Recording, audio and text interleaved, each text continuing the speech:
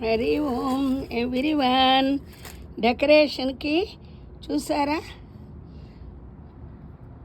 తెచ్చాను మీకు ఇవాళ. ముఖ్యంగా హరి ఓం. కొంతమంది రేపు చేసుకుంటున్నారు, కొంతమందిన ఎల్లుండి చేసుకుంటున్నారు. అమెరికాలో అయితే మంగళవారం చేసుకుంటున్నాం వినాయక చవితి. మాకు పొద్దున్నే లేచి చేసుకోవాలి, ఎందుకంటే అందరూ ఆఫీస్కి స్కూళ్ళకి వెళ్తారు కదా. ఎన్నింటి దాకా ఉందో ఏమో చవితి, ఇవన్నీ నాకు తెలియవు. నేను ఊరికే సరదాగా ఇవి దొరకవు కదా బెంగళూరులో అయితే.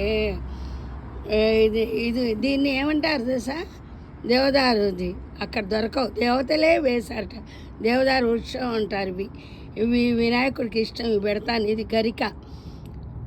నిన్న చూపించాను కదా గరిక. అవును, గరిక గురించి మీకు చిన్న స్టోరీ చెప్తానే. ఈ గరికట ఇలాంటి గరిక కాదు పెట్టేది, చిన్నవి ఉంటాయే, చిన్న గరికెలు. అంటే ఇదిగో తాళ్ళు ఇలా ఉంటాయి, తాళ్ళు ఇలా ఇవి ఉంటాయి, కానీ ఇలా కిందకి పాకాడుతూ ఉంటాయి అన్నమాట. చిన్నవి నేను చూపించాను కదా, అవి పెడితే వంశాభివృద్ధి జరుగుతుందట. వంశాభివృద్ధే కాదు, ఓ ముని చవితి రోజు పూజ చేసుకొని గరిక పూజ చేసుకుంటారనమాట. అయితే రాజుగారు బంగారం ఇస్తున్నారంటే అందరూ పరిగెత్తుకుంటూ వెళ్తారు బంగారం కోసం, ముని పత్నులు అందరూ. కానీ ఈ పెద్ద ముని భార్య వెళ్ళదు, ఎందుకంటే ఆ ముని ఇంకా పూజ చేసుకుంటున్నాడు కదా. పూజ అంతా అయ్యేటప్పుడు అక్కడ బంగారం అయిపోతుంది. అప్పుడు కొంచెం చిన్నపుచ్చుకుంటుంది. ఇంతసేపు పూజ చేసుకున్నారు, అందరూ చిన్న బంగారం తెచ్చుకున్నారు, మీరు కొనరు, నన్ను తెచ్చుకొని కొంచెం బాధపడితే నీకు కావాల్సిన బంగారమే కదా అని నవ్వుతూ 2 చిన్న గరికెలు ఇచ్చి, నువ్వు కుబేర్ దగ్గరికి వెళ్ళు, ఈ గరికెలకి సరిపోయేంత బంగారం ఇవ్వమను, వాళ్ళు ఇస్తారు అని చెప్పారు మేడం.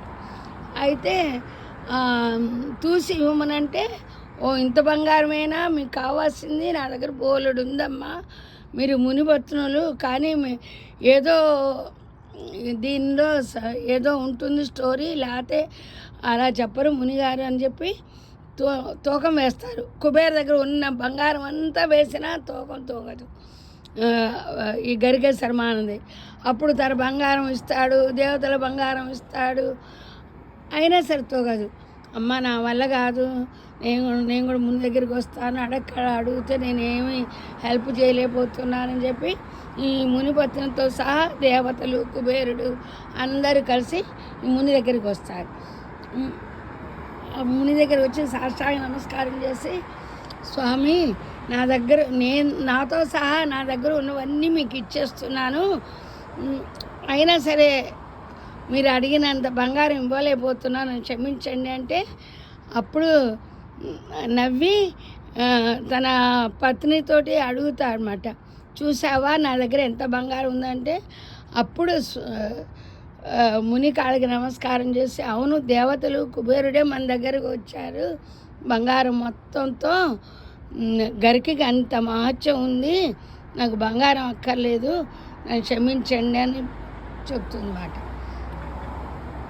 అది మన గరికపాటి గారు చెప్పినట్టు యద్భావం తద్భావత్ అని మనకు ఏది దొరికితే దాంతో మనం పూజ చేస్తాం కదా, అది సంగతి.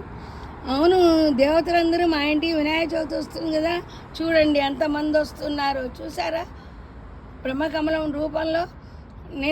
మొన్న శ్రావణ మాసం ఆఖరి రోజు నుంచి మా ఇంటికి చుట్టాలు వస్తున్నారు, దేవతలు.